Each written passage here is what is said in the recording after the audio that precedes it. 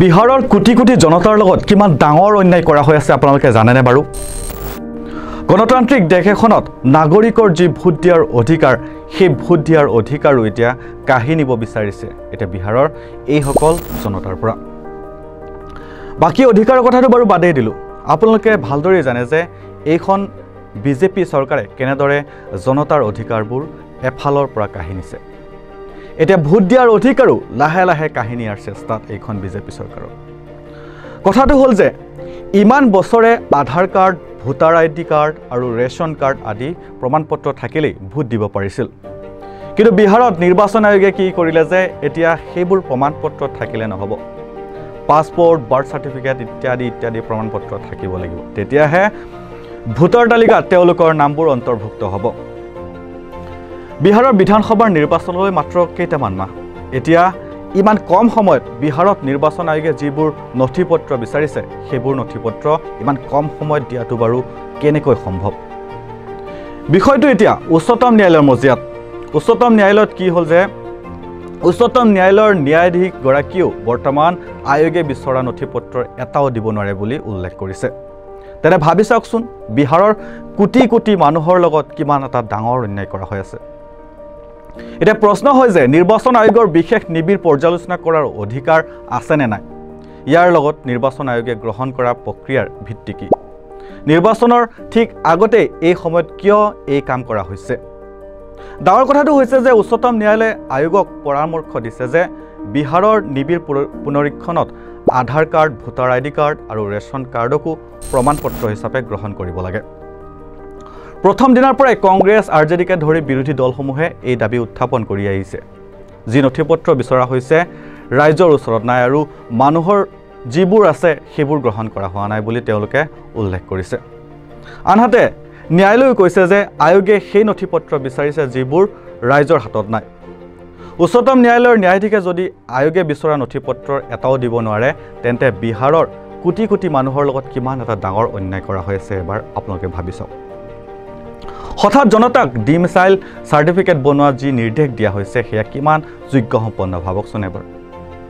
এইবোৰ বিষয়লৈ এতিয়া 28 জুলাইৰ পূৰ্বে উচ্চতম ন্যায়ালয়ক তিনিটা প্ৰশ্নৰ উত্তৰ দিব লাগিব নিৰ্বাচন আয়োগে প্ৰথমটো হ'ল যে নিৰ্বাচন আয়োগৰ বিশেষ নিবিড় পৰ্যালোচনা কৰাৰ অধিকাৰ আছে নে নাই দ্বিতীয়টো হ'ল নিৰ্বাচন আয়োগে গ্ৰহণ কৰা প্ৰক্ৰিয়াৰ ভিত্তি কি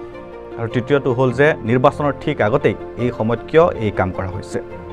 25 জুনৰ পৰা এই তিনিটা প্ৰশ্নৰ উত্তৰ বিচাৰি হাবাথুৰি খাব লগা হৈছে সাংবিধানিক বিশেষজ্ঞ সাংবাদিক একাংশ বিৰোধী নেতা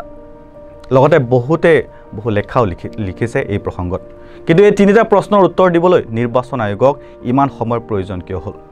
16 দিন পাৰ হ'বলৈ হ'ল এই প্ৰশ্নবোৰৰ উত্তৰৰ সৈতে আজিও কিয় উচ্চতম ন্যায়ালয়ত উপস্থিত নহ'ল নিৰ্বাচন আয়োগ এই প্ৰশ্নবোৰৰ উত্তৰ তৎক্ষণাত নিৰ্বাচন আয়োগৰ হাতত থাকিব লাগিছিল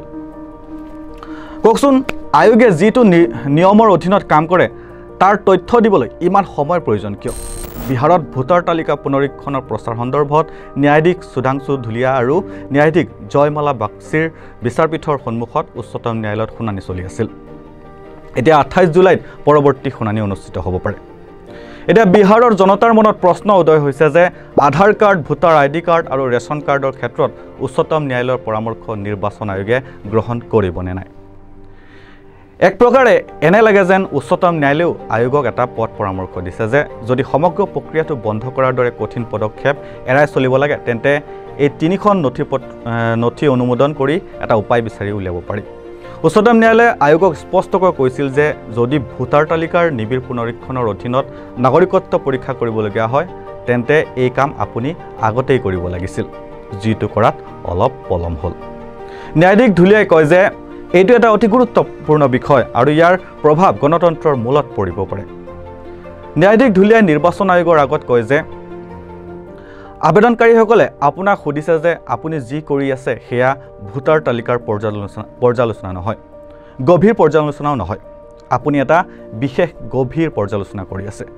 যিটো আইনৰ কিতাপত উল্লেখ নাই আৰু আপুনি নাগৰিকত্বৰ ওপৰত প্ৰশ্ন উত্থাপন কৰিছে এই শুনানিত নিৰ্বাচন আয়োগে দিয়া যুক্তি আৰু যিদৰে দিয়া হৈছিল সেয়া শুনিলে আপুনিও আচৰিত হ'ব আয়োগৰ অধিবক্তা ৰাকেশ দ্বিবেদীয়ে আবেদনকাৰীৰ আগত কয় যে এই সকলৰ কোনো এজনো বিহাৰৰ ভোটাৰ নহয় আচৰিত নহয়নে বাৰু কথাটো ইয়াৰ অৰ্থ কি যদি বিহাৰত কোনো আবেদনকাৰী নাথাকে তেন্তে বিহাৰত কি যি মন যায় তাকেই কৰিব পাৰিবনে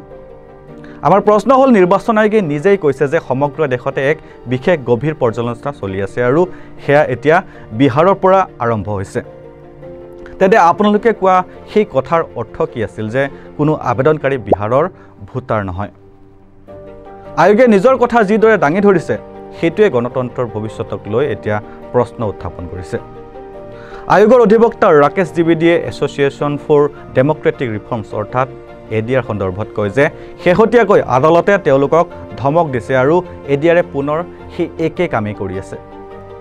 এই সন্দৰ্ভত ন্যায়াধীশ জয়মলা বাগে কয় যে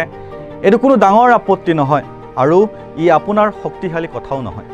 কিছু শক্তিশালী যুক্তি দিয়ক বিৰোধীৰ সৈতে হোৱা বৈঠকত নিৰ্বাচন আয়োগে যিদৰে নিজকে নতুন নিৰ্বাচন আয়োগ বুলি অভিহিত কৰিছে ভাৰতৰ গণতন্ত্ৰ কি এতিয়া নতুন গণতন্ত্ৰ হ'বনে বাৰু আৰজেডিৰ সাংসদ মনোজ ঝা তৃণমূলৰ সাংসদ মহুৱা মৈত্ৰ কংগ্ৰেছৰ কেচি বেণুগোপাল এনচিপিৰ শৰদ পাৱাৰৰ সুপ্ৰিয়া চলে শিৱসেনাৰ Uddhav Thackeray Samajwadi party CPI CPIML DMK